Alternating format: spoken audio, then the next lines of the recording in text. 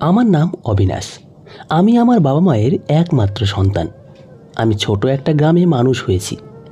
পড়াশোনা শেষ করার পরে শহরে একটা চাকরি পেলে বাবা মা তাদের পছন্দ মতো মেয়ের সাথে আমার বিয়ে দিয়ে দেন। যে মেয়ের সঙ্গে আমার বিয়ে হয়েছিল সে খুবই ভালো ছিল, তাই বিয়ের পরে 1 বছর কিভাবে কেটে গেল বুঝতেই পারিনি। তারপর আমার বাবার মৃত্যু হলে সংসারের দায়িত্ব আমার হাতে এসে পড়ে। আমার দাম্পত্য জীবন ভালোই চলছিল, কিন্তু একটা ব্যাপার ছিল, যেটা হলো আমি খুব তাড়াতাড়ি বাবা হতে চাইতাম। আমি ছেলে চাইতাম, যাতে আমার নাম আর পরিবার এগিয়ে যায়। কেননা ছেলেরাই সম্পত্তি আর বংশ রক্ষা করে। বিয়ের 1.5 বছর পর আমার স্ত্রী প্রেগনেন্ট হওয়ার খবর দিলে আমি এবং আমার মা ভগবানের কাছে প্রার্থনা করলাম যেন একটা ছেলে সন্তান হয় এবং আমার ইচ্ছা যেন পূরণ হয়। কিন্তু 9 মাস পরে আমার মেয়ে সন্তান জন্মালো। সত্যি বলতে কি, এতে আমি খুশি হইনি। সে আমার প্রথম সন্তান, কিন্তু আমি তাকে একবারের জন্যও কোলে নিইনি, তাকে আদর করিনি। লোকজন বলে মেয়ে তো বাবার জীবন হয়, কিন্তু আমার কাছে সে একটা বোঝা ছাড়া আর কিছুই ছিল না। আমার স্ত্রী আমার মন নরম করার অনেক চেষ্টা করেছিল, যেন আমি মেয়েকে ভালোবাসতে পারি। কিন্তু আমার মনে যখন তাকে নিয়ে কোনো খুশিই ছিল না, তখন আমি কিভাবে তাকে ভালোবাসতাম? দেখতে দেখতে আমার মেয়ে 1 বছর বয়সী হয়ে গেল। আমার স্ত্রী তার নাম জ্যোতি রাখল। সে বলতো এই মেয়ে জ্যোতি হয়ে একদিন সমাজকে আলোকিত করবে। কিন্তু আমি তার এই সব কথার কোনো কানে উত্তর দিতাম না। জ্যোতি খেলতে খেলতে আমার কাছে চলে আসতো, কিন্তু আমি কখনো তার দিকে ফিরেও তাকাইনি। এরপর আর 1 বছর কেটে গেল এবং আমার স্ত্রী আবার প্রেগনেন্ট হওয়ার সুখবর দিল। এবার আমি আরও বেশি করে ভগবানের কাছে প্রার্থনা করলাম যেন তিনি আমার প্রার্থনা শুনে নেন। আমি আমার স্ত্রীকেও বললাম, এইবার চেষ্টা করো যেন ছেলে হয়। সে আমার কথা শুনে চুপ করে গেল। এরপরে সন্তান হওয়ার সময় আমি তাকে হাসপাতালে নিয়ে গেলাম, কিন্তু হাসপাতালে আমার আবার কন্যা সন্তান হলে আমি মুখ কালো করে বাড়ি ফিরে এলাম। পরের দিনই আমি এক উকিল ডেকে ডিভোর্সের কাগজ তৈরি করে নিলাম এবং যখন আমার স্ত্রী হাসপাতাল থেকে ছাড়া পেয়ে বাড়ি ফিরল, তখন আমি সেই কাগজ তার মুখের উপর ছুঁড়ে দিয়ে বললাম, যেহেতু তুমি আমাকে একটা ছেলেও দিতে পারলে না, তাই আমি তোমার সঙ্গে আর থাকতে চাই না। সে কাঁদতে কাঁদতে আমার পায়ে লুটিয়ে পড়ে বলল, অবিনাশ, যদি আমার হাতে থাকতো তাহলে আমি তোমাকে পৃথিবীর সমস্ত সুখ এনে দিতাম, কিন্তু এই জিনিস তো আমার হাতে নেই, এসব ওপরওয়ালার দান। কিন্তু তুমি এটা বুঝতে চাইছো না কেন? প্লিজ আমাকে ছেড়ে দিও না।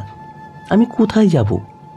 আমি বললাম, তুমি যেখানে খুশি যাও, কিন্তু আমি ঠিক করে ফেলেছি তোমাকে আর আমার জীবনে রাখবো না। আমার মা যখন এই কথা শুনলেন তখন তিনি বললেন, না বাবা, এটা করিস না।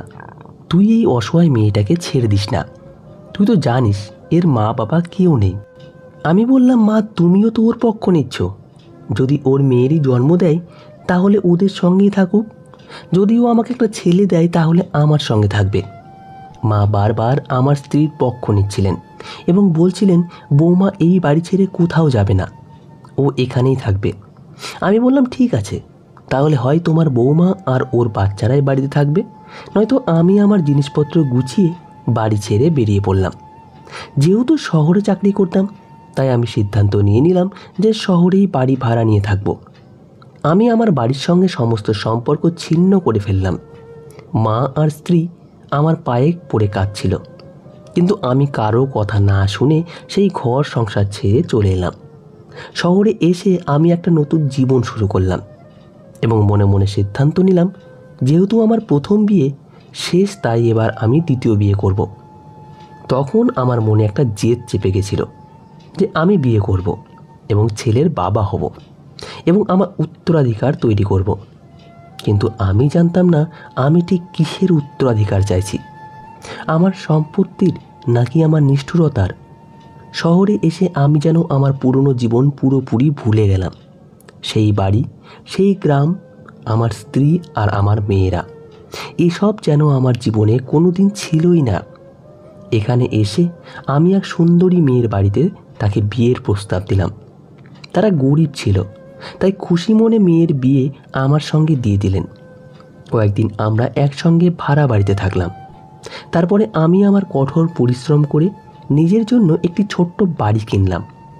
আমি গ্রাম থেকে আমার সমস্ত কাগজপত্র, কাপড় চোপড়, এমনকি আমার প্রতিটি ছোটোখাটো জিনিসও নিয়ে চলে এসেছিলাম, কারণ আমি আর কখনো সেখানে ফিরে যেতে চাইতাম না। এই মেয়েটা খুব ভালো, তার নাম সুহানা। আমি তাকে আমার জীবনের সমস্ত কথা খুলে বলে দিয়েছিলাম এবং সে আমাকে আশা দিয়েছিল যে সে একদিন আমাকে ছেলের বাবা বানিয়ে তুলবে। সময় কেটে যাচ্ছিল আর 2 বছরের মধ্যেই আমি এক ছেলের বাবা হয়ে গেলাম। এতে আমি প্রচণ্ড খুশি ছিলাম, কিন্তু এই খুশি হঠাৎ করেই ফিকে হয়ে গেল। কেননা গ্রামের বাড়ি থেকে ফোন এলো যে মা আর বেঁচে নেই। এই খবর শুনে আমার চোখে জল এসে গেছিল। যিনি আমাকে ফোন করেছিলেন তিনি বলেছিলেন, তোমার মায়ের শেষকৃত্যের জন্য তুমি এখনই গ্রামে চলে এসো। কিন্তু আমি যাইনি। যেহেতু আমি গ্রামে যাইনি এবং মায়ের অন্ত্যেষ্টিক্রিয়া করিনি, তাই ছেলে হওয়ার যে আনন্দ আমার হওয়া উচিত ছিল সেটা মায়ের মৃত্যুর শোক শুনে একেবারে ফিকে হয়ে গেছিল। যদিও কয়েকদিনের মধ্যেই মায়ের মৃত্যুর শোকও মনের ভেতর থেকে ধীরে ধীরে কমে গেল। এখন আমার চোখে আমার দ্বিতীয় স্ত্রীর সম্মান অনেক বেড়ে গেছে, কারণ সে আমাকে ছেলের বাবা বানিয়েছে। আমি তার সমস্ত ইচ্ছা পূরণ করতাম। তার জন্য বাড়িতে একজন কাজের মেয়েকেও রাখলাম, যাতে তাকে গৃহস্থালির কোনো কাজ করতে না হয় এবং সে ছেলের প্রতি আরও বেশি মনোযোগ দিতে পারে। আমি আমার ছেলের সমস্ত খেয়াল খুশি খুব আনন্দের সঙ্গেই পূরণ করতাম, কেননা সে আমার জীবনের সবচেয়ে বড় অমূল্য সম্পদ। 2 বছর পরে ভগবান আমাকে আরেকটি ছেলের আশীর্বাদ দিলেন। এতে আমার স্বপ্ন গেল যেন বাস্তব হয়ে উঠল। আমি আমার 2 ছেলেকে নিয়ে খুশিতে দিন কাটাতে লাগলাম আর মনে মনে বলতাম, অবিনাশ এখন তোমার উত্তরাধিকারী হয়ে গেছে, যারা তোমার বংশকে এগিয়ে নিয়ে যেতে পারবে। আমি কখনো আমার প্রথম স্ত্রী আর মেয়ের কথা মনে করতাম না, যাদেরকে আমি ফেলে রেখে শহরে এসেছি। আমি আমার ছেলেদের খুব ভালোবাসতাম, তাদের কখনো বকতাম না। ওরা মুখ দিয়ে যা বলতো আমি সঙ্গে সঙ্গে তা পূরণ করে দিতাম। আমার স্ত্রী ও ছেলেদের খুব ভালোবাসতো এবং আমরা দুজনে মিলে তাদের খুব আদর যত্নে রাখতাম।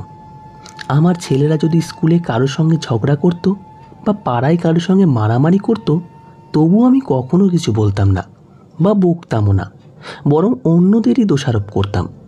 আর কেউ যদি আমাদের বাড়িতে অভিযোগ নিয়ে আসতো, তাহলে আমি তাকে বলতাম, তোমরা আমার ছেলেদের হিংসে করো। আমার স্ত্রীও এখন একদম আমার মতোই হয়ে গেছিল। সেও সবসময় ছেলেদের পক্ষ নিত। আমি যদি কখনো বিরক্ত হয়ে ওদের কিছু বোঝাতে চাইতাম, তখন সে আমার সামনে ওদের দেওয়াল হয়ে দাঁড়িয়ে যেত এবং বলতো, অবিনাশ, মানুষের কথায় ছেলেদের বকাঝকা করো না। আমরা দুজনেই ছেলেদের ভুলের জন্য কখনো বকাঝকা করিনি। এতে ওরা দিন দিন আরও খারাপ হয়ে উঠেছিল। আমার ছেলেরা প্রায়ই পাড়ার কোনো না কোনো ছেলেকে মেরে আসতো, কিন্তু না আমি কোনো দিন ওদের এসবের জন্য বকেছি, না কখনো থামিয়েছি। বরং আমি ওদের এইসব কাণ্ডে খুশি হতাম আর ভাবতাম ওরা নিজেদের রক্ষা করতে শিখে গেছে। আমার ছেলেরা বড়দের সঙ্গেও দুর্ব্যবহার করত, তাদের সঙ্গে ভদ্রভাবে কথা বলতো না। আমি সব কিছুই জানতাম, কিন্তু কিছুই বলতাম না। বরং ওদের এমন আচরণে আমি গর্ব অনুভব করতাম। যেমন যেমন আমার ছেলেরা বড় হতে লাগলো, ওদের ভাষা, ব্যবহার, আচরণ সব কিছু আমার নিয়ন্ত্রণের বাইরে চলে যেতে লাগলো। আমি ওদের সামনে চুপ করে থাকতাম, কারণ আমার মনে এই কথা গেঁথে গিয়েছিল যে ওরাই আমার নাম এগিয়ে যাবে। আমি মনে করতাম ছেলে মানেই আমার শক্তি, কিন্তু আমি বুঝিনি যাদেরকে আমি মাথায় তুলছি তারাই একদিন আমাকে মাটিতে ফেলে দেবে। এখন আমার 2 ছেলে যুবক হয়ে গেছে। একদিন যখন আমি আমার বড় ছেলেকে কিছু কাজের কথা বোঝাচ্ছিলাম, তখন সে আমাকে কঠোর গলায় উত্তর দিল এবং বলল, বাবা, তুমি সবসময় আমাদের জ্ঞান দাও। ছোটোবেলায় তো আমাদের কিছু বলতে না, কিন্তু এখন একটু ভুল হলেই জ্ঞান দিতে শুরু করে দাও। আমরা আর বাচ্চা নেই। তার কথা শুনে আমি চুপ হয়ে গেলাম। একদিন আমি অফিসের কাজ শেষ করার চেষ্টা করছিলাম। তখন আমার বড় ছেলে আমার পাশে এসে বসলো এবং বলল, বাবা, আমি বিয়ে করতে চাই। ওর বিয়ে নিয়ে আমার কোনো আপত্তি ছিল না, কিন্তু ও যে মেয়েটার কথা বলল সেটা শুনে আমার রাগ মাথায় উঠে গেল। কেননা সেই মেয়েটি আমার ব্যবসার পার্টনারের মেয়ে। মেয়েটিকে আমি আমার ঘরের বউ হিসেবে দেখতে চাইনি, কারণ তার বাবা আমার পার্টনার হয়েও আমাকে বোকা বানিয়েছিল। যদিও এতে আমি খুব একটা ক্ষতিগ্রস্ত হইনি, কিন্তু তবুও তাকে বিয়ের কথা শুনে আমার মাথায় রাগ উঠে গেল। তারপরেও আমি আমার ছেলেকে বোঝালাম যে আমি সেই মেয়েটার বাবাকে একটুও পছন্দ করি না। তখন ছেলে বলল, বাবা, তোমার তার বাবাকে না পছন্দ হতে পারে, কিন্তু আমি যখন সেই মেয়েটাকে ভালোবাসি তখন তুমি শুধু গিয়ে আমার জন্য তার হাত চাইবে। আমি তার দিকে তাকিয়ে বললাম, এটা কোনোভাবেই সম্ভব না। আমি ওই মেয়ের সঙ্গে তোর বিয়ে কোনো মতেই হতে দেব না। ছেলে তো জন্ম দিয়ে ফেললে, কিন্তু তাদের ইচ্ছার কোনো মূল্য নেই তোমার কাছে। এইটুকু বলে সে উঠে চলে গেল। সময় এভাবেই কেটে যেতে লাগলো। এখন আমার 2 ছেলে বড় হয়ে গেছে, আর আমি বার্ধক্যের দোরগোড়ায় গিয়ে পৌঁছে গেছি। আমার আর অফিস যাওয়ার শক্তি নেই, তাই বাড়িতেই থাকতাম আর বাড়ির পরিবেশ চুপচাপ লক্ষ্য করতাম। ছেলেদেরকে আমি অনেক আদর যত্নে বড় করেছি, তাদের সব আবদার মেনেছি, অথচ তারাই এখন আমাকে বোঝা মনে করে। আমার স্ত্রী, যাকে আমি সবসময় মাথার মুকুট করে রেখেছিলাম, সেও এখন আমার সামান্য কথাতেই বিরক্ত হয়ে যেত এবং আমাকে তিরস্কার করত। একদিন আমার বড় ছেলে বলল, বাবা, তোমার ঘরটা আমার ঘরের ঠিক পাশে, আর তুমি সারা রাত কাঁদতে থাকো, যার কারণে আমাদের ঠিকমতো ঘুম হয় না। আমার স্ত্রী দরজার পাশে দাঁড়িয়ে সব কিছু শুনছিল, কিন্তু একটা শব্দও বলল না। আমি চোখ নিচু করে নিলাম, কেননা আমি এখন যেহেতু বৃদ্ধ হয়ে গিয়েছি, তাই তাদের কাছে অপ্রয়োজনীয় হয়ে গিয়েছি। তারা আমার খাট আর কিছু পুরনো জিনিস সহ আমাকে স্টোর রুমে এনে রাখলো। স্টোর রুমের ছাদ চুইয়ে জল পড়ত, তাই ভেজা আর স্যাঁতস্যাঁতে থাকতো, কিন্তু আমি কিছুই বললাম না। চুপচাপ সব কিছু আমি সহ্য করে নিলাম, আর মনে মনে ভাবলাম, কমপক্ষে মাথার উপর একটা ছাদ তো আছে। মাঝে মধ্যে হঠাৎ কাশির ধমক উঠত, কিন্তু আমার স্ত্রী এখন আমার আর কোনো খোঁজ রাখে না। আমি শুধু এইটুকু ভেবেই নিজেকে সান্ত্বনা দিতাম যে আমি তো আমার ছেলেদের কাছেই আছি, তাই আমি ভাগ্যবান। মাঝে মধ্যে জানলার ফাঁক দিয়ে তাদের কথাবার্তার আওয়াজ ভেসে আসতো। তারা আমার দুর্বলতা নিয়ে হাসি ঠাট্টা করত। মাঝে মাঝে খুব ইচ্ছে করত দরজাটা খুলে চিৎকার করে বলি, আমি সেই মানুষ যে তোদের ভালোবেসে মানুষ করেছিলাম, কিন্তু জীব যেন কাজ করতো না। শরীরও আজকাল আর আগের মতো সাড়া দিত না। বউ কখনো কখনো নিজে খাবার দিয়ে যেত, আবার কখনো কখনো কাজের মেয়ের হাতে পাঠিয়ে দিত। দিন দিন তার ব্যবহার এতটাই খারাপ হয়ে গিয়েছে যেন আমি এদের কাছে একটা বোঝা। এদের এই ব্যবহার দেখে মনে মনে ভাবতাম, এদের জন্যই তো আমি সব কিছু ত্যাগ করেছি, কিন্তু এখন ওরা যে ব্যবহার করছে তাতে মনে হয় আমি জীবনে বড় ভুল করেছি। এই স্টোর রুমে আমি একা পড়ে থাকতাম। কেউ আমার খবরও নিত না, কেউ জিজ্ঞাসা করতো না কেমন আছো। একদিন বাইরে বেশ হই হুল্লোড়ের শব্দ শুনে আমি জানলা দিয়ে তাকিয়ে স্ত্রীকে জিজ্ঞেস করলাম, কি হয়েছে, এত চিৎকার কিসের? সে উত্তর দিল, তোমার বড় ছেলে পবন নিজের পছন্দ মতো বিয়ে করে ফেলেছে। আমি অবাক হয়ে বললাম, ওই মেয়েটাকে বিয়ে করলো যাকে আমি নিষেধ করেছিলাম? সে হেসে বলল, হ্যাঁ, যেমন তুমিও রাজি ছিলে না, তেমনি মেয়ের বাবাও মানেনি, তাই তোমার ছেলে মেয়েটাকে নিয়ে পালিয়ে এসে বিয়ে করে ফেলেছে। তাই আমি এখন বৌমাকে বরণ করার প্রস্তুতি নিচ্ছি। তার এই কথা শুনে আমার রক্ত গরম হয়ে উঠেছিল, কিন্তু আমি কিছুই করতে পারছিলাম না। যে ছেলেদের জন্য আমি সমস্ত কিছু ছেড়েছি, যাদের জন্য জীবন কাটিয়েছি, তারা জীবনের সবচেয়ে বড় সিদ্ধান্ত আমাকে এড়িয়ে নিয়ে যাচ্ছে। তবুও মনের কোথাও একটা আশা ছিল যে নতুন বৌমা এলে হয়তো ঘরের পরিবেশ বদলাবে, কিন্তু আমার ভাবনা ভুল ছিল। এখন আমার জীবনের প্রতিটি দিন এই অন্ধকার স্টোর রুমে একাকিত্বে কেটে যাচ্ছিল। আমি শুধু এইভাবে নিজেকে সান্ত্বনা দিতাম যে আমি লাঞ্ছিত বা অবহেলিত হতে পারি, কিন্তু আমি লাওয়ারিস নই, আমার ছেলে আছে। আজ হয়তো খারাপ সময় চলছে, কিন্তু কাল হয়তো ভালো সময় আসবে। এই ভেবেই প্রতিদিন রাতে চোখ বন্ধ করতাম, কিন্তু আমি জানতাম না এটা তো কেবল শুরু। যে দুঃখে আমি ভুগছিলাম এটাই শেষ নয়। সেই দিনটা আমি কোনোদিনও ভুলতে পারবো না, যেদিন আমি নিজের ইচ্ছেতে স্টোর রুম থেকে বেরিয়ে এসেছিলাম। তখন আমার গায়ে প্রচণ্ড জ্বর, গা কাঁপছিল, কয়েকদিন ধরে কাশি লেগেই ছিল। তাই ভাবলাম ওষুধটা খেয়ে নিই, আর হয়তো বাইরের খোলা হাওয়ায় একটু বসলে শরীরটা একটু ভালো লাগবে। এই ভেবে আমি ড্রয়িং রুমের পাশ দিয়ে যাচ্ছিলাম। তখনই হঠাৎ আমার বড় ছেলের বউ আমাকে দেখে চেঁচিয়ে বলতে লাগলো, আপনি বাইরে কেন বেরিয়েছেন? আপনি তো অসুস্থ, আপনি আমাদেরও অসুস্থ করে তুলবেন। ঠিক তখনই আমার ছোট ছেলে এলো আর রেগে গিয়ে আমার হাত ধরে টেনে নিয়ে যেতে যেতে বলল, বাবা কতবার বলেছি স্টোর রুম থেকে বাইরে বেরোবেন না, আপনি সব সময় কাঁচতে থাকেন, তাই আপনি কি চান আমরা সবাই আপনার মতো অসুস্থ হয়ে পড়ি? আমি বললাম, বাবা মিনিট দুয়েক একটু বসে নিই, ভেতরে দম বন্ধ হয়ে আসছিল। কিন্তু কে কার কথা শোনে? ছোট ছেলে জোরে ধাক্কা দিয়ে বলল, ফিরে যান ভেতরে, বাইরে আসার কোনো দরকার নেই আপনার। আপনার জন্য যদি আমরা সবাই অসুস্থ হয়ে পড়ি তাহলে কে কাকে সামলাবে? আমি চুপচাপ আবার স্টোর রুমে ফিরে এলাম। সেখানে একটা পাখাও ছিল না, তাই দম বন্ধ লাগছিল। একদিন সকালে হঠাৎ খুব তৃষ্ণা পেল, ঘরে জল শেষ হয়ে গিয়েছিল, তাই আমি ডাক দিয়ে জল চাইলাম। আমার বড় ছেলের বউ জলের গ্লাস দরজার বাইরে রাখলো, বলল, আপনার বাইরে আসার দরকার নেই, হাত বাড়িয়ে গ্লাসটা নিয়ে নিন। আমি ঘরের ভেতরে আসবো না, আপনার থেকে আমিও সংক্রামিত হতে পারি। আমি কাঁপতে কাঁপতে গ্লাসটা ধরলাম, কিন্তু সেটা পড়ে ভেঙে গেল। সে আর কিছু না বলে চলে গেল, আর আমাকে জল দিল না। আমি দরজা একটু খুলে কাচের টুকরোগুলো গুছিয়ে রাখলাম, যাতে কারো পায়ে না লাগে। এরপরে দিনগুলো আরও বেশি যন্ত্রণাময় হয়ে উঠল।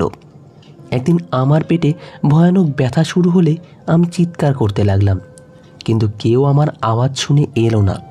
তাই আমি জোরে জোরে দরজায় ধাক্কা দিতে লাগলাম। অবশেষে আমার ছোট ছেলে এসে বলল, কী হয়েছে বাবা, আপনি অত চেঁচাচ্ছেন কেন? আমি বললাম, বাবা পেটে খুব ব্যথা হচ্ছে, একটু ওষুধ এনে দে বা ডাক্তারের কাছে নিয়ে চল। সে বলল, সব সময় কিছু না কিছু নাটক লেগেই থাকে, কতবার বলেছি কম খেতে, 2 দিন না খেয়ে থাকলে সব ঠিক হয়ে যাবে, ওষুধের দরকার নেই। এই বলে সে চলে গেল, আর আমি যন্ত্রণায় ছটফট করতে করতে শেষ পর্যন্ত অজ্ঞান হয়ে গেলাম। যখন জ্ঞান ফিরল, দেখলাম আমি সেই স্টোর রুমের মাটিতে পড়ে আছি, কেউ আমাকে দেখতেও আসেনি। এখন দিন দিন জীবনটা একেবারে দুর্বিষহ হয়ে উঠেছে। একদিন সেই স্টোর রুমে রাখা পুরনো একটা সিন্দুক থেকে একটা কাঁথা বের করলাম, আর সেটা গায়ে জড়িয়ে শুয়ে পড়লাম। ঠিক সেই সময় বড় ছেলে এলো এবং সেই কাঁথাটা ছিনিয়ে নিয়ে বলতে লাগলো, এ কি গন্ধ ছড়িয়ে রেখেছেন আপনি? এই পুরনো কাঁথার জন্যই পুরো ঘরে দুর্গন্ধ ছড়াচ্ছে, এই সব পুরনো জিনিস থেকেই রোগ ছড়ায়। আমি অনুরোধ করলাম, বাবা এটা থাকতে দে, রাতে খুব ঠান্ডা লাগে। কিন্তু সে আমার কোনো কথা না শুনে কাঁথাটা তুলে নিয়ে বাইরে ফেলে দিল। এদের এই সব আচরণ আমার মনে এত গভীর ক্ষত তৈরি করেছে যে এখন আর কারো কথায় বিশ্বাস রাখতে পারি না। আমার স্ত্রী, যাকে আমি সবসময় মাথার মুকুট করে রেখেছিলাম, সেও এখন আমার সামান্য কথাতেই বিরক্ত হয়ে যেত এবং আমাকে তিরস্কার করত। আজ এই কষ্টের সময় আমার নিজের সেই 3টে মেয়ে আর তাদের মায়ের কথা মনে পড়ছিল, যাদের আমি বহু বছর আগে ছেড়ে শহরে চলে এসেছিলাম। আজ মনে হচ্ছিল, ওরা যদি আজ আমার পাশে থাকতো তাহলে হয়তো ওরা আমার সেবা করত।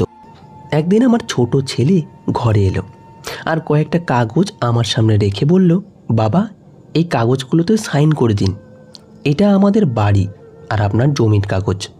আমরা চাই আপনি এগুলো আমাদের 2 ভাইয়ের নামে করে দিন। আপনি তো এখন অসুস্থ, তাই আমরা চাই আপনি বেঁচে থাকতেই এই কাজটা করে যান। তার এই কথা শুনে আমার পায়ের তলা থেকে মাটি যেন সরে গেল। মনে হলো হয়তো ভুল শুনেছি, তাই আমি ধীরে ধীরে জিজ্ঞেস করলাম, কি বললে? সে ফাইলটা এগিয়ে দিয়ে বলল, এই সব তো আমাদেরই হবে। আমি বললাম, ঠিকই, সব কিছুই তোমাদের হবে, কিন্তু আমি যতদিন বেঁচে আছি সব কিছু আমার নামেই থাকবে। আমার সম্পত্তি তোমাদেরই হবে, কিন্তু এখন নয়। তখনই আমার বড় ছেলে, যে দরজার কাছে দাঁড়িয়ে সব কিছু শুনছিল, বলে উঠল, আপনার যে অবস্থা তাতে আপনার মরতে কতক্ষণে, তাই সব কিছু যখন আমাদেরই, তখন আপনি এটা আমাদের দিয়ে দিচ্ছেন না কেন? ওরা দুজন একসাথে ছিল আর তাদের পেছনে দাঁড়িয়েছিল তাদের মা। আমি তাদের বোঝানোর চেষ্টা করলাম, কিন্তু বড় ছেলে রেগে গিয়ে বলল, আমরা এখন ছোট নেই, সব বুঝি। ওরা দুজন খুব উত্তেজিত ছিল। আমার স্ত্রী, যে এতক্ষণ চুপচাপ দাঁড়িয়েছিল, সে এবার ওদের পক্ষ নিয়ে আমাকে তিরস্কার করে বলল, অবিনাশ, তুমি আমাদের জন্য কি এমন করেছো? আমার চোখের সামনে সেই দৃশ্য ভেসে উঠছিল, যেটা আমি আমার প্রথম স্ত্রীর সঙ্গে করেছিলাম। আজ সেই একই পরিণতি আমি নিজে ভোগ করছি, শুধু চরিত্রগুলো বদলে গিয়েছে। সেদিনই আমার ছেলেরা আমার জিনিসপত্র সহ আমাকে দরজার বাইরে ফেলে দিল এবং বলল, আপনি যেদিন সব কিছু আমাদের নামে করে দেবেন সেদিনই এই বাড়িতে থাকতে পারবেন। আমার সঙ্গে কিছুই ছিল না, না কোনো ব্যাগ, না কোনো টাকা। সামান্য যা ছিল তা ওরা ছুঁড়ে ফেলে দিয়েছিল। আমার শরীরে এতটুকু শক্তিও ছিল না যে আমি আমার নিজের জিনিস নিয়ে পথে ঘুরে বেড়াতে পারবো। শহরের রাস্তাগুলো আজ আরও অচেনা লাগছিল।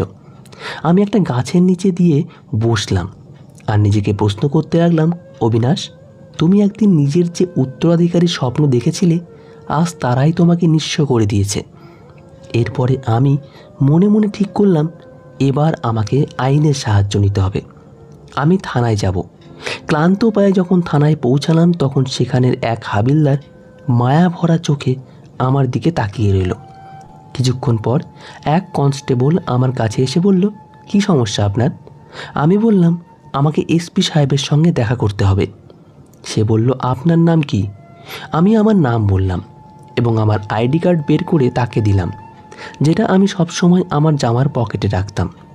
সে আমার আইডি কার্ডটা মন দিয়ে দেখল, তারপর আমার মুখের দিকে তাকিয়ে রইল। মনে হলো সে যেন আমাকে চিনে ফেলার চেষ্টা করছে। এরপরে সে আবার বলল, আপনার কি সমস্যা? আমি সব খুলে বললাম। আমার 2 ছেলে, আমার প্রথম স্ত্রী আর 3 মেয়ে, সব কিছু। সব শুনে সে বলল, আপনি কি জানেন এখানকার এসপিকে? আমি না বলে মাথা নাড়ালাম। সে আমার কাছে এসে আস্তে করে বলল, এখানকার এসপি ম্যাডামের নাম রশ্মি অবিনাশ শর্মা। তার কথা শুনে এক মুহূর্তের জন্য আমার হৃদয় যেন থেমে গেল। আমি বললাম, রশ্মি অবিনাশ শর্মা? অবিনাশ শর্মা তো আমি, আর রশ্মি তো আমার বড় মেয়ের নাম। এই কথা বলার সময় আমার ঠোঁট কেঁপে উঠল। সে বলল, জি, তার ফাইলে আপনার এই কার্ডই লাগানো আছে, তাই তো আমি আপনাকে চিনে ওভাবে তাকিয়েছিলাম। তার এই কথা শুনে আমি স্তব্ধ হয়ে গেলাম। আমার মনের মধ্যে রশ্মির শৈশবের ছবি ভাসতে লাগলো। সেই ছোট্ট মেয়ে যাকে আমি কোনোদিন গুরুত্ব দিইনি, সেই রশ্মি আজ এসপি হয়ে গেছে। কনস্টেবল সেখান থেকে চলে গেল আর কিছুক্ষণ পর এসে আমাকে এসপির কেবিনে পাঠিয়ে দিল। আমার মনে ভয়, লজ্জা আর একটুখানি আশা ছিল। তবে কি সে সত্যিই আমার মেয়ে? আমি তো আমার মেয়েদের সেই সময় ছেড়ে গিয়েছিলাম যখন তারা কথা বলতেও জানতো না। দরজা খোলার সঙ্গে সঙ্গে দেখলাম এক সুন্দরী মেয়ে পুলিশের ইউনিফর্ম পরে চেয়ারে বসে আছে। তাকে দেখতে একেবারে আমার প্রথম স্ত্রীর মতো। তাই আমি এক নজর তাকিয়েই বুঝে গেলাম এ আমার মেয়ে রশ্মি। আমাকে সামনের একটা চেয়ারে বসতে বলে সে চলে গেল। সে বলল, আর বলুন কি দরকার আপনার? আমি বুকের ভেতরে সমস্ত সাহস একত্র করে বললাম, আমার মেয়ে রশ্মি। এই কথাটা আমার মুখ থেকে বের হওয়ার সঙ্গে সঙ্গে তার চোখ থেকে অশ্রু গড়িয়ে পড়তে লাগলো। এরপরে সে চিৎকার করে কনস্টেবলকে ডেকে বলল, একে এখান থেকে নিয়ে যান।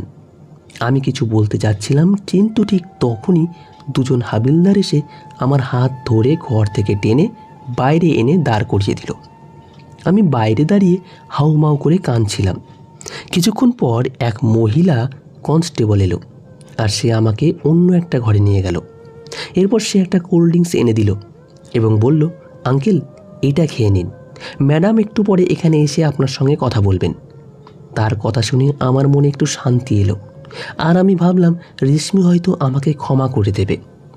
আমি চুপচাপ বসে আমার পুরনো জীবনের কথা ভাবতে লাগলাম। যেদিন আমি বাড়ি ছেড়ে এসেছিলাম সেদিন আমার মা আর স্ত্রী খুব কেঁদেছিল, কিন্তু আমার মেয়েরা এত ছোট ছিল যে তারা বুঝতেই পারেনি যে তাদের বাবা কি করতে চলেছে। আর সেই মেয়ে রশ্মি আমার জীবনের একমাত্র আশ্রয় হয়ে দাঁড়িয়েছে। কিছুক্ষণ পরে রশ্মি ঘরে এলো এবং বলল, আপনি এখনও কোল্ড ড্রিঙ্কস খাননি? খান, আপনার খুব প্রয়োজন। আমি তার দিকে মাথা তুলে তাকালাম আর বোতলটা হাতে নিলাম, কিন্তু আমার হাত কাঁপছিল। আমার চোখ বারবার তার মুখের দিকে চলে যাচ্ছিল, কিন্তু আমি তার সাথে কথা বলার মতো শব্দ খুঁজে পাচ্ছিলাম না। অবশেষে আমি ধীর গলায় বললাম, মা, আমাকে ক্ষমা করে দাও। সে সঙ্গে সঙ্গে বলে উঠল, আমার এসব শোনার প্রয়োজন নেই। এর কথাটা বলার সময় তার কণ্ঠস্বর কেঁপে উঠল। তারপর সে বলল, আপনার সমস্যার কথা আমি জেনেছি আর আপনার ছেলেদের বিরুদ্ধে এফআইআরও করে নিয়েছি। আইন তার মতো কাজ করবে। আমার চোখে জল চলে এলো আর আমি ভাবলাম আমার মেয়ে আমার পাশে দাঁড়াবে। কিন্তু সে সঙ্গে সঙ্গে বলল, শুনুন, আমি আপনাকে চিনি না, আপনি কে তাও জানি না। আমি শুধু আইনকে মানি, আর আমার কর্তব্য হলো অত্যাচারিতের পাশে দাঁড়ানো। আপনি নরম স্বরের কথা আপনার ওই ছেলেদের জন্য রাখেন, যারা হয়তো আপনার অপেক্ষায় আছে। এই কথা বলেই সে ঘুরে দাঁড়ালো এবং ঘর ছেড়ে চলে গেল। আমি সেখানেই চুপচাপ বসে রইলাম। তার এই কথাগুলো যেন আমাকে ভেতর থেকে ভেঙে চুরমার করে দিল। সারা জীবন আমি ছেড়ে চেয়েছিলাম, কিন্তু আজ আমার মেয়ে যে কাজ করলো সেই কাজ কোনো ছেলে আমার জন্য করেনি। সে আমার কথা শুনল, আমার অসহায়তাকে দূর করার চেষ্টা করলো। কিন্তু আমার সবচেয়ে বেশি দরকার ছিল মেয়ের ক্ষমা। সম্ভবত আমি নিজেই সব কিছু নষ্ট করে ফেলেছি, কিন্তু তারপরেও আজ আমার মেয়ে শুধু বাবা বলা ডাক ছাড়া আমার জন্য সে সব কিছুই করেছে যে একজন মেয়ে তার বাবার জন্য করতে পারে। এখন শুধু আদালতের পালা, কিন্তু হয়তো আমার জীবনের সবচেয়ে বড় সাক্ষ্য আমি এই ঘরেই দিতে চাইছিলাম। হাবিলদার বললেন, যতক্ষণ না আপনার মামলার রায় হয় আপনি এখানে থাকতে পারেন। আমাকে এখানে শান্তিতে থাকার জন্য একটা ঘর দেওয়া হয়েছিল, যে ঘরে পুলিশ কনস্টেবলরা তাদের প্রয়োজনীয় কাজ করতেন। সকালের নাস্তা, দুপুরের খাবার, রাতের খাবার সব কিছু আমাকে সময় মতো দেওয়া হচ্ছিল। এখানে আমি সেই শান্তি অনুভব করছিলাম, যেটা হয়তো আমি নিজের বাড়িতেই পাইনি। আমি যে মেয়েকে কখনোই আমার কোলে নিইনি, সেই মেয়ে আজ আমার জন্য এত কিছু করছে। আর শুধু আমার যত্নই নয়, আমাকে আইনি সাহসও দিচ্ছে। একদিন দুপুরবেলা রশ্মি হাতে একটা ফাইল নিয়ে ঘরে ঢুকলো। তার মুখে হালকা গম্ভীরতা ছিল, কিন্তু তার কথাগুলোর মধ্যে এক ধরনের কোমলতা ছিল। সে বলল, এই ফাইলটায় আপনি সই করে দিন। কাল আপনার মামলার শুনানি, আপনার 2 ছেলেও আদালতে আসবে। আমি তার দিকে তাকিয়ে চুপ করে রইলাম। তখন সে আস্তে করে বলল, মনে হয় আপনি কোনো ভুল পদক্ষেপ নিতে চলেছেন, কেননা আপনি নিজের ছেলেদের বিরুদ্ধে যাচ্ছেন। তাই এখনও সময় আছে, চাইলে আপনি ডিসিশন বদলাতে পারেন। আমি ধীর গলায় বলে উঠলাম, না মা, জীবনে প্রথমবার আমি একটা ঠিক সিদ্ধান্ত নিচ্ছি। সে 1 মিনিটের মতো আমার দিকে চেয়ে রইল, তারপর কিছু না বলে ঘর থেকে বেরিয়ে গেল। তার চলে যাওয়ার পরে আমি অনেকক্ষণ ধরে সেই ফাইলটার দিকে তাকিয়ে রইলাম, যার মধ্যে আমার নাম, আমার ছেলেদের নাম আর সেই সম্পত্তির নাম, যেগুলোর জন্য আমি এক নারীর চোখ থেকে স্বপ্ন কেড়ে নিয়েছিলাম আর 3 মেয়েকে অসহায় করে দিয়েছিলাম। আজ আমার সেই স্ত্রীর কথা খুব মনে পড়ছে, আর আমি ভাবছিলাম সে আমাদের মেয়েদের কত সুন্দরভাবে মানুষ করেছেন, যে বড় মেয়েটি এসপি হতে পেরেছে। আমি এখন আমার অন্য মেয়েদের দেখিনি, জানি না তারা কোথায় আছে, কেমন আছে। আমি তাদের সঙ্গে দেখা করতে চাই, কিন্তু লজ্জায় কিছু বলার সাহস পাচ্ছি না। তবে আমি এখন সিদ্ধান্ত নিয়েছি যে আমার সমস্ত সম্পত্তি 5 ছেলে মেয়েদের মধ্যে সমান ভাগে ভাগ করে দেব। আমি সারা জীবন মেয়েদের ভালোবাসা থেকে বঞ্চিত করেছি আর ছেলেদের ভালোবেসেছি, অথচ তারাই এখন আমাকে অবজ্ঞা করে।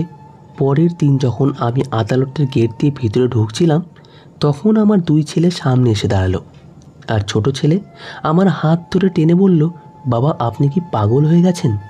এই 3 মেয়ে আবার কোথা থেকে এলো যে আপনি ওদের সম্পত্তির অংশ দেবেন? বড় ছেলে হুমকি দিয়ে বলল, আমরা আমাদের সমস্ত সম্পত্তি চাই, তাই যদি মেয়েদের অংশ দেন তাহলে ভালো হবে না। আমার ভেতরে একটা অদ্ভুত শক্তি এসে গেছিল, তাই আমি দুজনের দিকে তাকিয়ে বললাম, আজ আমি যার যা অধিকার তাকে সেটাই দেব। ওরা সারা জীবন বঞ্চিত হয়েছে, ওরাও তোদের মতোই আমার রক্ত। আমার কথায় তারা আরও ক্ষিপ্ত হয়ে উঠল। আর ছোট ছেলে আমার কলার ধরে বলল, আপনার লজ্জা করে না? ঠিক তখনই রেশমি এগিয়ে এসে একজনকে ধাক্কা দিয়ে দূরে সরিয়ে দিল আর আরেকজনকে চড় মারল। এরপর সে বলল, বাবার কলার ধরতে তোমাদের লজ্জা করে না?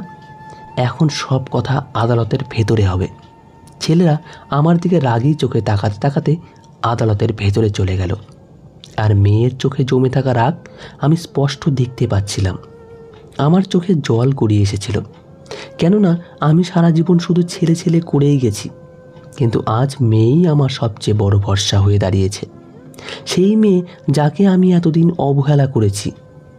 আদালতের ভেতরে এসে মেয়ে আমার কাছে এসে বলল, আপনি যা বলতে চান জোরে বলবেন, যাতে সবাই শুনতে পারে।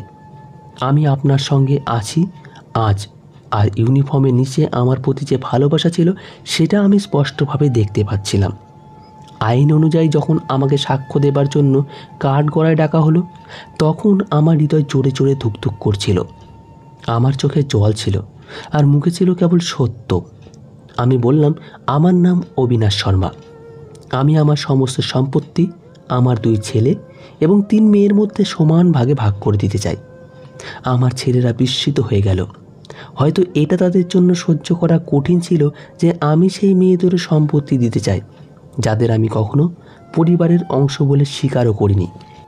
তখন রেশমি দাঁড়ালো এবং বিচারকের কাছ থেকে অনুমতি নিয়ে সে বলল, জাজ সাহেব, এই মানুষটি আমার বাবা।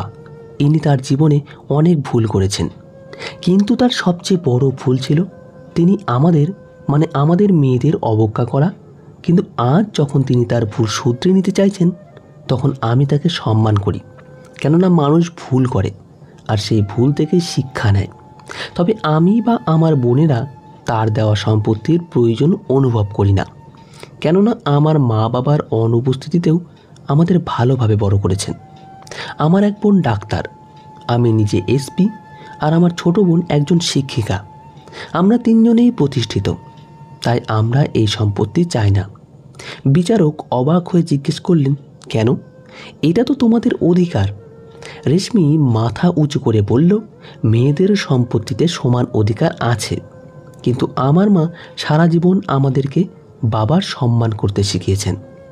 যদিও বাবা আমাদের ছেড়ে চলে গিয়েছিলেন, মা ভালো শিক্ষায় শিক্ষিত করেছেন, ন্যায়ের পথে চলতে শিখিয়েছেন, আর আমাদের মনে কখনো বাবার প্রতি ঘৃণা জন্মাতে দেননি। এই কারণেই আমরা আমাদের বাবাকে ঘৃণা করি না, যদিও আমরা রাগ করেছি, কেননা আমরা বাবার অভাব সব সময় অনুভব করেছি। আমার মা আজ এই পৃথিবীতে নেই, কিন্তু তার শেখানোর প্রতিটি কথা আমাদের হৃদয়ে গেঁথে গেছে। তাই আমি আমার বাবার মাথা নিচু হতে দিতে পারি না। মেয়ের কথা শুনে আমার শরীরে যেন বিদ্যুতের স্রোত বয়ে গেল, আর আমি কাঠগড়ায় দাঁড়িয়েই কেঁদে ফেললাম। আদালতে পুরোপুরি নিস্তব্ধতা নেমে এসেছিল। এরপরে আমি হাত জোর করে সবার সামনে মেয়ের কাছে ক্ষমা চাইলাম এবং বললাম, মা, তোর মা এই পৃথিবীতে নেই। আমি তার সাথে তোমাদের সাথে অন্যায় করেছি, তাই পারলে আমাকে ক্ষমা করে দিও মা। মেয়ে বলল, বাবা, আমি আপনাকে ক্ষমা করে দিয়েছি, আর বোনদেরও আপনার প্রতি কোনো অভিযোগ নেই। আমার 2 ছেলেকে দেখে লজ্জিত মনে হচ্ছিল, তাদের মুখে অনুশোচনার ছাপ দেখা যাচ্ছিল। হয়তো এবার তারা বুঝতে পেরেছে যে সম্পত্তির জন্য তারা লড়ছিল, তার থেকেও বড় আমার মেয়ের উদারতা। আদালত আমার পক্ষে রায় দিল এবং আইন অনুযায়ী যতটুকু ছেলেদের পাওয়ার কথা তাদের সেটুকুই দেওয়া হলো, আর বাকি সম্পত্তির তত্ত্বাবধায়ক হিসাবে রেশমিকে নিয়োগ করা হলো। এখন আমি বুঝেছি সম্পত্তির উত্তরাধিকার হিসাবে আমরা ছেলেকে কল্পনা করি, কিন্তু সম্মানের প্রশ্নে উত্তরাধিকার শুধু মেয়েরাই হতে পারে। আদালতের রায় আমার পক্ষে এসেছিল, কিন্তু আমার মনে বিজয়ের কোনো অহংকার ছিল না, বরং একটা শূন্যতা ছিল, যেন সব কিছু জিতেও আমি কিছু একটা হারিয়ে ফেলেছি। আমি আমার আইনজীবীকে দিয়ে সব জমি আর সম্পত্তি সমান ভাগে ভাগ করে দিলাম। আমার মেয়েরা এই সিদ্ধান্তে বিস্মিত হয়েছিল, কিন্তু তারা চুপ ছিল। তারা হয়তো বুঝতে চেয়েছিল যে আমি এখন এক গভীর মানসিক অবস্থার মধ্যে দিয়ে যাচ্ছিলাম। যখন আমি বাড়ির কাগজে স্বাক্ষর করতে বললাম যে এই বাড়ি আমি তোমাদের 2 ছেলের নামে করে দিলাম, তোমরা সুখে থেকো, আমার মনে শুধু একটাই তৃষ্ণা ছিল, মেয়েটা যেন একবার মন থেকে বাবা বলে ডাকে। কিন্তু জানতাম সেই দিন হয়তো কোনো দিনই আসবে না। আদালত থেকে ফেরার সময় আমি রেশমির সঙ্গে তার গাড়িতে উঠলাম। সে চুপ ছিল, আমিও চুপ ছিলাম। কিছুক্ষণ পর যখন আমরা থানায় পৌঁছালাম, রেশমি ধীরে ধীরে বলল, বাবা, এই শব্দটা শুনেই যেন মনে হলো আমার সব ক্ষতের উপর কেউ মলম লাগিয়ে দিল। আমি সঙ্গে সঙ্গে চোখে জল নিয়ে তার দিকে তাকালাম, কিন্তু মুখে কিছু আর বলার শক্তি ছিল না। অনেক কষ্টে আমি বললাম, মা, আর একবার আমাকে বাবা বলে রাখো। সে গাড়ি থামিয়ে দিল এবং আমার দিকে তাকিয়ে ধীরে ধীরে বলল, বাবা, আপনি আমার সঙ্গে আমাদের বাড়ি চলুন। আমার চোখে জল এসে গেল, আর আমি তার মাথায় হাত রেখে বললাম, হ্যাঁ মা, কেন নয়। আমিও আমার পুরনো ভুলের প্রায়শ্চিত্ত করতে চাই। আমি তোমাদের ওপর, তোমার মায়ের ওপর অনেক জুলুম করেছি, পারলে আমাকে ক্ষমা করে দিও মা।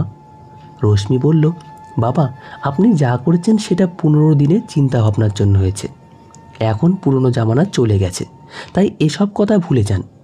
আমি প্রথমবার আমার মেয়েকে বুকে জড়িয়ে ধরলাম। মনে হচ্ছিল যেন বছরের পর বছর ধরে জমে থাকা সব দূরত্ব মুছে গেছে। এক অদ্ভুত শান্তি অনুভব করছিলাম, যেটা ছেলেদের মধ্যে কখনো পাইনি, কিন্তু মেয়ের ভালোবাসায় পেলাম। রেশমি বলল, ঠাকুমা মারা যাওয়ার পরে মা আমাদের শহরে নিয়ে এসেছিলেন।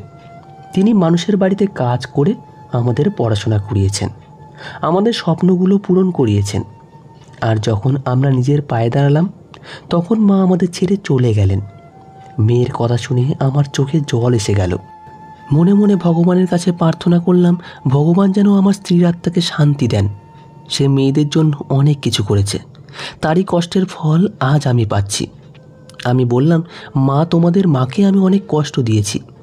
রেশমি বলল, মা খুব সাহসী ছিলেন, আমাদের কখনো কোনো কষ্ট অনুভব করতে দেননি। কিন্তু আমরা 3 বোন সবসময় বাবার অভাব অনুভব করতাম। এখন যখন আপনি ফিরে এসেছেন, তখন আমাদের সেই অভাবও পূরণ হবে। মেয়ে আমাকে ঘরের ভিতর নিয়ে এলো। ভেতরে এসে দেখি আমার 2 মেয়ে দাঁড়িয়ে আছে। ওরা দুজনেই আমাকে দেখে অবাক হয়ে গেল, যেন ওরা আমার কাছে একজন অচেনা মানুষ। যখন রশ্মি ওদের বলল ইনি আমাদের বাবা, তখন ওরা খুশিতে আমাকে জড়িয়ে ধরল। আমরা 4 জন বাবা আর 3 মেয়ে অশ্রু ভেজা চোখে ফুপিয়ে ফুপিয়ে কাঁদতে লাগলাম। ওরা বলতে লাগলো, বাবা, আপনি এসেছেন, আমরা অনেক দিন ধরে আপনার জন্য অপেক্ষা করছিলাম। যেদিন থেকে দিদি আমাদের বলছিল যে আপনি আবার আমাদের জীবনে ফিরে আসবেন, আমরাই দিদিকে বলেছিলাম আপনাকে এখানে নিয়ে আসতে। আমি আমার 3 মেয়ের মাথায় হাত রেখে বললাম, মা, এখন থেকে আমি তোমাদের সঙ্গেই থাকব। এখন আমি আমার 3 মেয়ের সঙ্গেই থাকি। ছেলেদের কোনো অভাব আর অনুভব করি না। আমার মেয়েরা আমার খুব খেয়াল রাখে। ওদের ভালোবাসা, যত্ন আমাকে নতুন জীবনে স্বাদ দিয়েছে। আমি আমার পুরনো ভুলগুলোর জন্য আজও লজ্জিত, আর তাই প্রায়ই ওদের কাছে ক্ষমা চাই। তো বন্ধুরা, আজকের গল্পটি এই পর্যন্তই। গল্পটি কেমন লাগলো অবশ্যই আমাদের জানাবেন। গল্পটা যদি আপনাদের ভালো লেগে থাকে, তাহলে দয়া করে একটি লাইক করে আমাদের উৎসাহিত করবেন। ধন্যবাদ সকলকে। ভালো থাকবেন, সুস্থ থাকবেন।